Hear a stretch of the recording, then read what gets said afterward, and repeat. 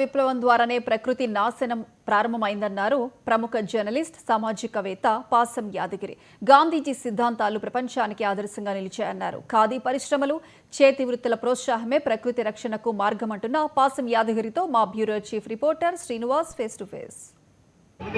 గాంధీ భవన్ లో జరుగుతున్న గాంధీ విజ్ఞాన సదస్సును సందర్శించిన ప్రముఖ జర్నలిస్టు పాసం యాదగిరి మనతో ఉన్నారు. వారిని మాట్లాడించే ప్రయత్నం చేస్తారు. చెప్పండి యాదగిరి గారు, విజ్ఞాన సదస్సు ఎట్లాంటి సందేశాన్ని ఇస్తుంది? దీన్ని ఏర్పాటు చేయడంలో ప్రస్తుతం ఉన్న నేపథ్యం ఏంటి, ప్రస్తుతం ఉన్న అవసరం ఏంటి? ఇప్పుడు రోజు రోజుకు ప్రపంచవ్యాప్తంగా గాంధీజీ ప్రాసంగికత గురించి మన గాంధీ ప్రభుత్వం గాంధీ పేరు జన్మించారు.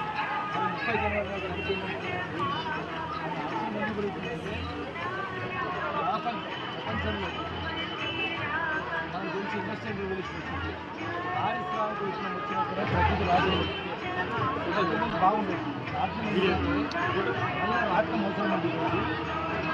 రాష్ట్రంతో వల్ల కుటీర పరిశ్రమలు కావాలి, వ్యవసాయం కావాలి, మంత్రాలయాన్ని మళ్ళీ నాశనం చేయాలి. ఎందుకంటే ఇండియాలో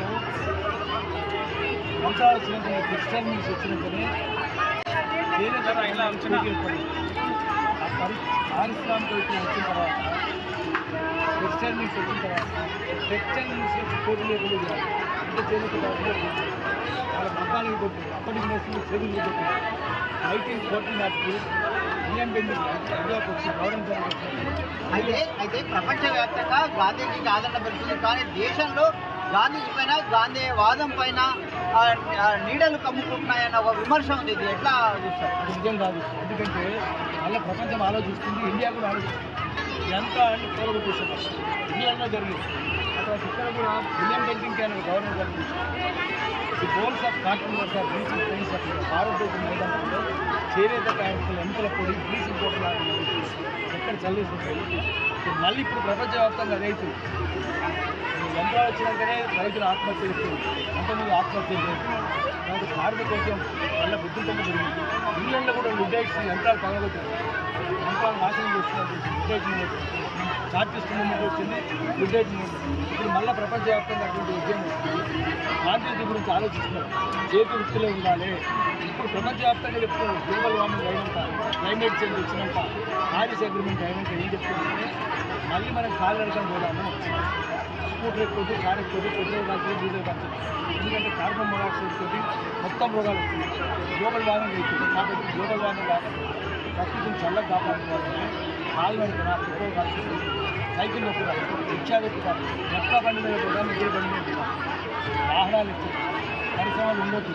అది ప్రపంచవ్యాప్తంగా ఉద్యమం జరుగుతున్నప్పుడు జనాలు చెప్పాలి మన దీంతో కలుగుతారు.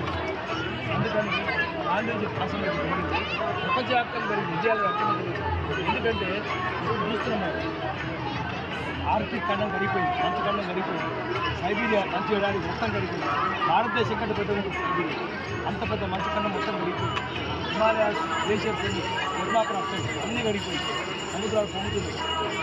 సముద్రాలు పొంగితే చాలా ప్రమాదం ఉంటుంది. కాబట్టి మొత్తం దేశమంతా ఇప్పటికే 140 జీవులు ఉంటే గోదావరి నగరం 48 మిగిలిపోయింది. ఎందుకంటే బ్యాక్ వాటర్స్ మిగిలిపోయింది. అంటే మానవ జీవన విధానంలో జీవ వైవిధ్యానికి రక్షణ కావాలన్నా, జీవ వైద్యం అడగంటుతున్న జీవ వైద్యం మళ్ళీ పెంపొందాలన్నా కూడా ఈ స్వదేశీ పరిజ్ఞానం, యంత్రాలు లేని జీవన విధానం అవసరం అంటారా? భూతాపం పెరుగుతూ ఉండాలి. మీరు థర్మల్ పవర్ తయారు చేసిన యంత్రాలు వాడిన కాలం భూతాపం ఇంకా పెరుగుతుంది. ఇప్పటికే ఏముందంటే 2.5 degrees పెరగద్దు భూతాపం అనేది అగ్రిమెంట్ 2015లో. కానీ ఇప్పుడేం చెప్తారంటే 1.5 degrees పెరగద్దు. కానీ ఎందుకు అమలు చేస్తలేదు? అమెరికానే అమలు చేస్తుంది. America withdrawing Paris agreement. India సంతకం పెట్టింది, ఒక్క అంశం కూడా అమలు చేస్తలేదు. కాబట్టి ప్రపంచవ్యాప్తంగా నిరసన మొదలైంది. రేపు ఏమైందంటే ట్రంప్ అనేది దిగులేడు, పంపాడు. కానీ వాడు ఏం చేయాలంటే ఏ దేశంలో అయితే ఈ ప్యారిస్ అగ్రిమెంట్ అమలు చేస్తలేవు దాని మీద ఆంక్షలు పెట్టాలి. ఆంక్షలు పెట్టే పరిస్థితి వస్తుంది. భారతదేశం కూడా పరిస్థితి వస్తుంది. ఎక్కువ కాలం లేదు కాబట్టి ప్రళయం వస్తుంది. ఎందుకు 2040కే ఇప్పుడు అర్థమవుతుంది. 2040కే ఇప్పటికే మీకు మొత్తం కృష్ణపట్నం, కొత్తపట్నం అంతా వెనుకకు.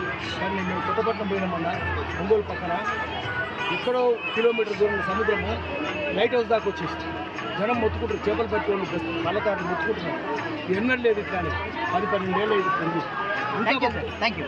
ఇది మొత్తం మీద గాంధేయ జీవన విధానం, గాంధేయ మార్గం దేశానికే కాదు ప్రపంచం మొత్తానికి అవసరం. ఇప్పుడు మొత్తం ప్రకృతి అంతరించిపోయే పరిస్థితి దాపురించింది యాంత్రిక విప్లవం ద్వారా.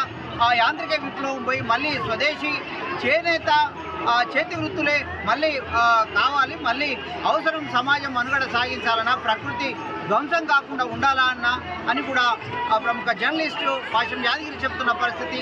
ఈ సదస్సు యొక్క ఉద్దేశం కూడా అదే. ఇప్పుడు గాంధీజీ మార్గమే ప్రపంచానికి మార్గం, ప్రపంచానికి ఒక ఆశా మార్గం అని కూడా ఆయన చెప్తున్న పరిస్థితి. వీడియో జర్నలిస్టు రమేష్తో శ్రీనివాస్, 99 టీవీ.